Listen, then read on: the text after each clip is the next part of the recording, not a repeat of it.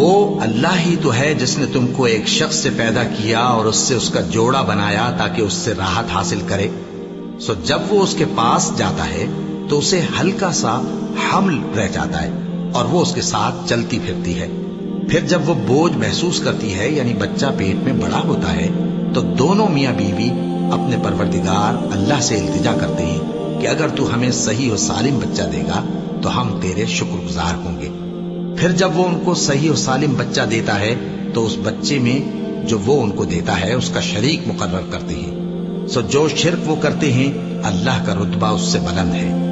کیا وہ ایسوں کو شریک بناتے ہیں جو کچھ بھی پیدا نہیں کر سکتے اور خود پیدا کیے جاتے ہیں اور نہ ان کی مدد کی طاقت رکھتے ہیں اور نہ اپنی ہی مدد کر سکتے ہیں؟ اور اگر تم ان کو سیدھے رستے کی طرف بلاؤ تو تمہارا کہا نہ مانے.